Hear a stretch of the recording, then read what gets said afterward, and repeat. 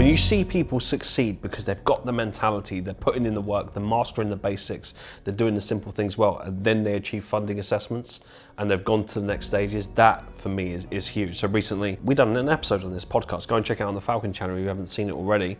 So on our channel, we went over a whole episode of his journey, where he's at. Very, very strong on visualization. So he's passed on our in-house fund.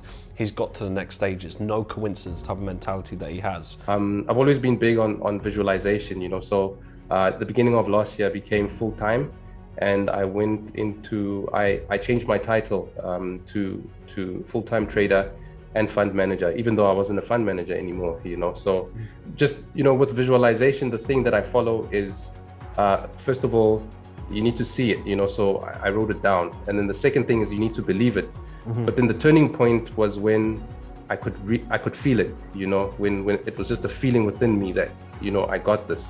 So we've also had Pat as well. So Pat and Bessie, he has smashed it just under 4 months. He has scaled up, so it's on our in-house fund as well. So good to see. Again, these people are not rushing it. They're taking their time with it. They're not forcing it. They're just doing what they need to do. They're sticking to risk. They know the game plan and they're just executing on it. If you do not know how to regulate your emotions, well, then it's always going to be difficult for you, because you could have all the knowledge and it could be so pinpoint, but yet in the moment, your mindset's all over the place. So can you understand now how it doesn't matter what knowledge you have, and this pursuit of more knowledge is just going to leave you more lost and more confused in the long run, which is why most of these people, they're still not scaled up. They're still not scaled up their accounts, yet we've got people that have kept it simple that have scaled up. So we've got Ben, he recently passed his on a third-party fund. We've got Miller, exactly the same. And we've got Adam, who just passed the day. Honestly, across the board, just on a regular basis, there's no coincidence why there's more of this happening. The ones that are breaking through, it's not happened just from, oh, they had a little bit of friction, they decided to give up. No, they persevered because they have a strong mind. They've not allowed their emotions to give into that, to throw in the towel. And those that tend to just persist a little bit longer, that can go back to the drawing board and go, right, what am I doing wrong? How can I reduce that? And what am I doing really well? And how can I improve and double down on that? So I'm so pleased for their success. Onwards and upwards for Q3 and Q4.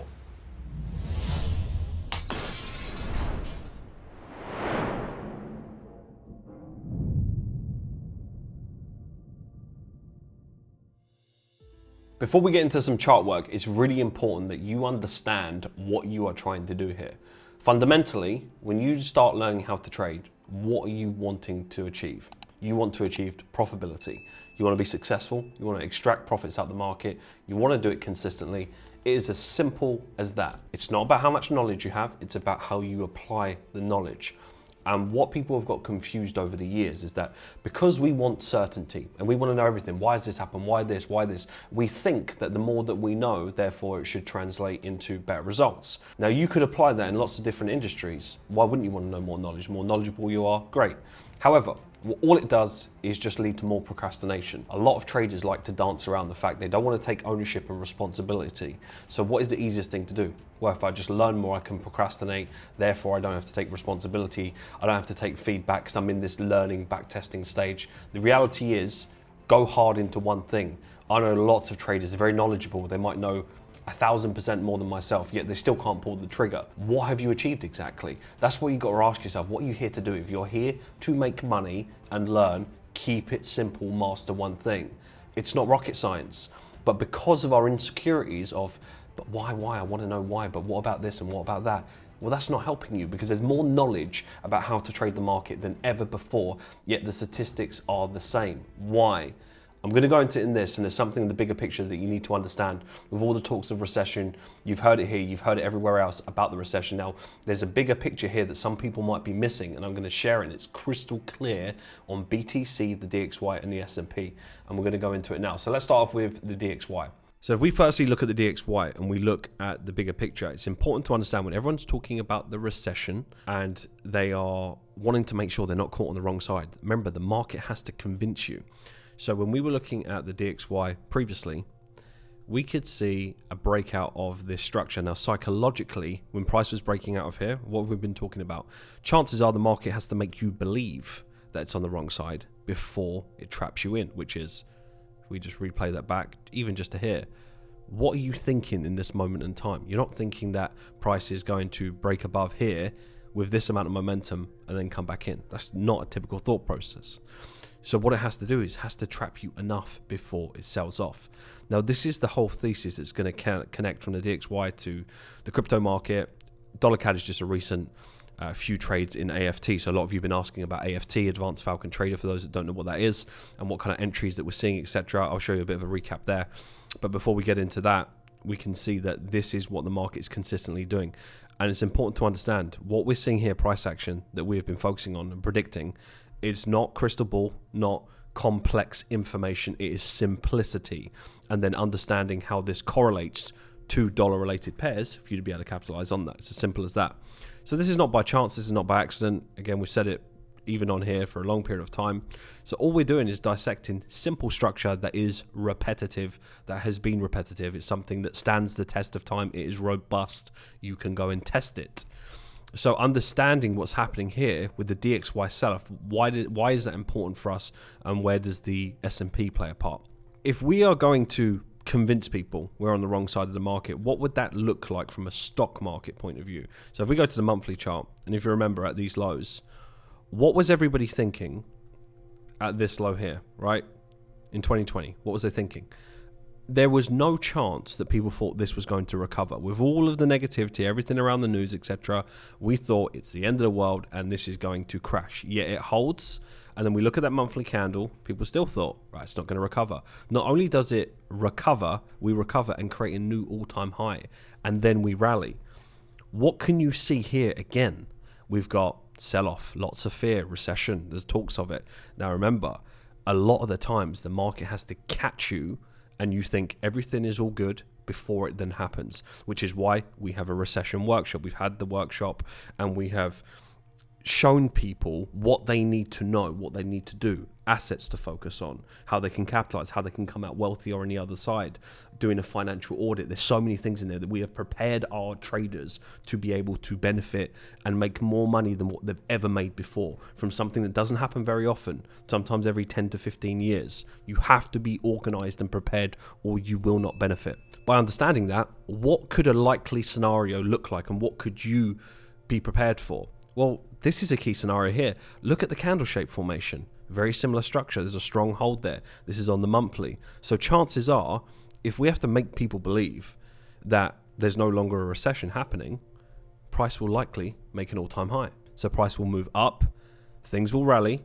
So we'll have strong push to the upside here. What will happen on the DXY? We'll see the DXY sell off. So in pursuit of this moving to the upside, either to tag a larger double top or create a new all-time high, in the process of that, you're going to see the DXY short squeeze that we've been talking about for a while likely sell off. Now, how far that goes, that remains to be seen. We're looking at this potential gap, this near miss towards that low. Price will likely break that low.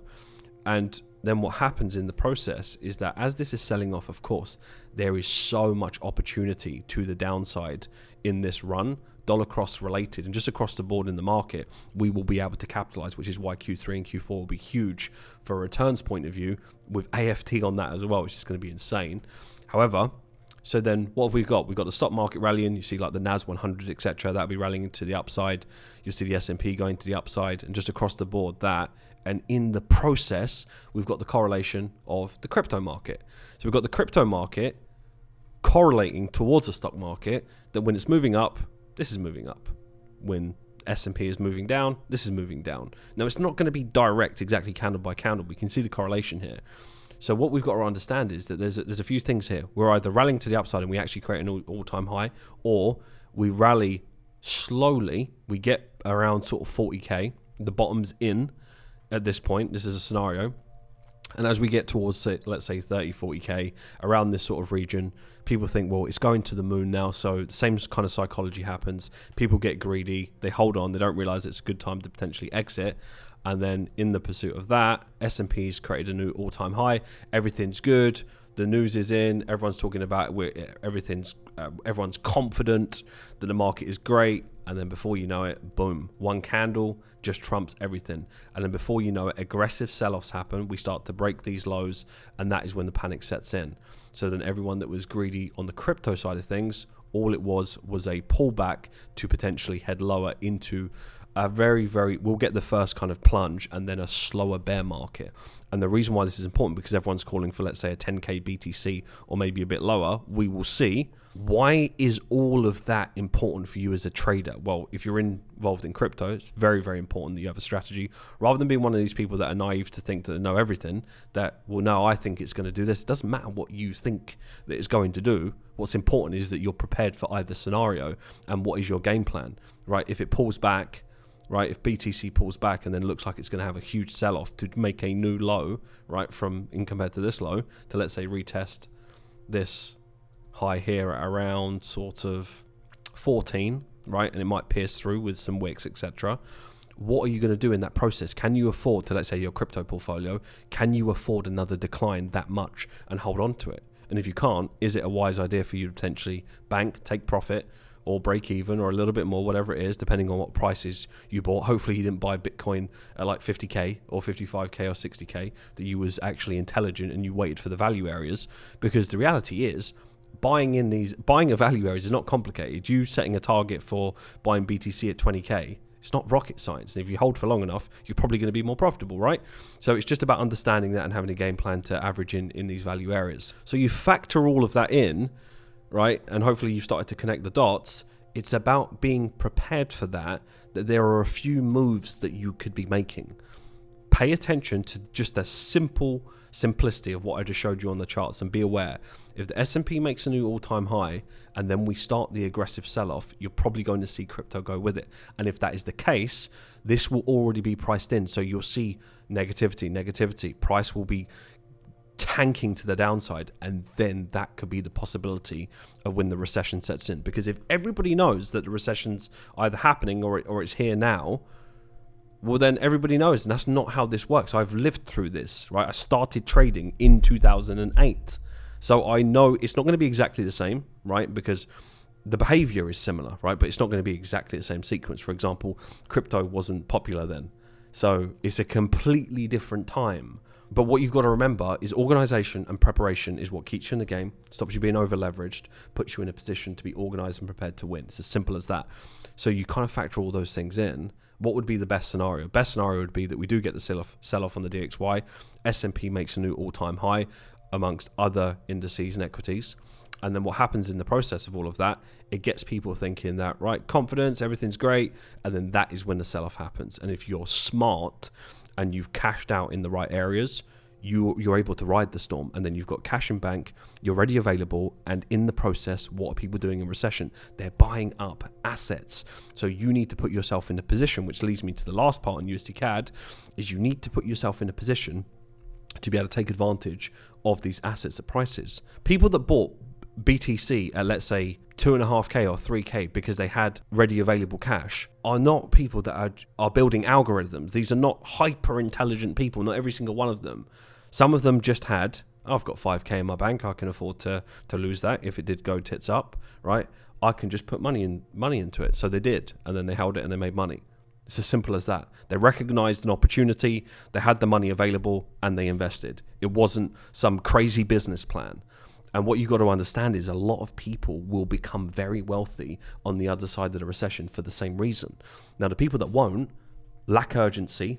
I see them right now. So many traders are so casual, it actually scares me how naive they are of not being focused. Myself and my team and the community are focused. We are laser focused, because I will ensure as a mentor to make sure people know what to do, how to do it, where to do it, and that they're crystal clear on how they can be better with their finances, all of these things. I've covered it all in the workshop. People are crystal clear. They know exactly where they're going. It's why we're seeing so much success recently. So you kind of factor in all those things. What should be your bigger focus that you can control? Upskilling yourself, mastering one thing. This is the thing. When someone's trying to master 4 different strategies at once, they're confused. They're like, oh, I need more knowledge. No, you don't. You still can't pull the trigger, and you have a poor mindset. It doesn't matter what knowledge someone teaches you. They could give you, if there was the best strategy in the world, they'll give you the best strategy in the world, and you still can't perform because you cannot take ownership, and you lack the self-awareness to realize it is in your own mind and your own traits. Your lack of decisiveness is why you can't pull the trigger and why you can't execute on trades. It is not more knowledge. And what we have in this industry is knowledge whores. It's as simple as that. They just want to be more knowledgeable, and they just become more knowledgeable traders. They don't become more successful traders, they just have more knowledge. And that is what is going to get you success. What's going to get you success is mastering one thing, doing it really well, being unconsciously competent. And if you work on yourself and your mindset is in the right place, funny enough, like a lot of our successful traders that are breaking through, they are doing very, very well, and so can you if you focus on mastering one thing. So don't delude yourself into following people and thinking that the more knowledge you have, the more successful you'll be. Maybe in some industries, but trading is a very niche thing. It's more about the mental game and the inner work over how much technical analysis that you know. It's as simple as that. So that leads me on to dollar CAD. So dollar CAD was a recent one, a couple of missed trades in here. Again, simple structure, as we've been preaching from day one, consistently plays out. And then when we look at entering into these positions, so a recent one. So what is AFT? AFT is Advanced Falcon Trader. And what this is essentially someone who has mastered the basics. Being an Advanced Falcon Trader is someone who knows the basics so well they can just execute on it flawlessly. Because when you can execute on something flawlessly, mastery is doing something so simple flawlessly. This is when you're unconsciously competent at doing the most simple things. And when you can do that, you can extract more profit out of the market. You're more precise, you know exactly where to do it. This is all about timing in the right areas. It's not just about time frames. People ask us all the time, is it now just lower time frames? No, it's not. It's in the golden run. There's so many things, and I covered that in a whole section. We have a separate section designed to AFT, Advanced Falcon Trader, that breaks down exactly what you need to do, and we've got more and more content coming out in that section. So recent trade, mistrade for me, is what it is, one of those ones. So it would have been a nice quick 5%. So that was on about, call it 1, 2, 3, 4, 5, 6, 7, 8. Yeah, about 8-ish hours, and probably would have been out of the trade around then. So nice trade, 5%. Sometimes it's more. And there was another one today. I won't go into the entry just now because it will have no context behind it whatsoever. But roughly, it was around here. Would have been 10 pips. And you either would have been holding it now, or you would have been out. If you was a bit more aggressive with it, you probably would have been out for about a good 5-6% as well. So just really, really nice, simple trade, like clockwork. Real simple stuff, consistently playing out. Just got to know where and when to use it, and this has got a long way to go as well. So looking for a structure in here for either a pullback up to this area or continuation into that low. So either way, we want to capitalize on that, and it's as simple as that. And this is why I'm so excited about everything that we are putting out for the community, because what it boils down to is this: upskilling yourself, right? Being skilled. And I don't just mean technically, I mean mentally, organization, journaling, simple. Again, most people, you'd be surprised how people don't write down their goals. They're not clear. They don't know where they're going. They don't know what they're doing. They're not tracking anything. And when you're clear on your vision, your goals, you know where you're heading, you're aware of your environment, you're in a circle, you've figured all these things out externally that do affect you internally. To think that your outside life doesn't affect you when you're trading is very, very naive. To think that you can just be so robotic and separate who you are outside of trading and then just think that you're not just going to be a reflection of that on the charts is very, very naive, which is why we have Rewired, right? To literally rewire the neural pathways in your mind to set you up to win. There's no coincidence that people that follow the Rewired program, have literally rewired their framework, their own neural pathways, in fundamentally how they think. And how they think greatly affects their performance. Because remember, trading is not just about technicals. It's about how people think and how they feel while they're actually trading in the markets. If you do not know how to regulate your emotions, well, then it's always going to be difficult for you, because you could have all the knowledge and it could be so pinpoint, but yet in the moment, your mindset's all over the place. So can you understand now how it doesn't matter what knowledge you have?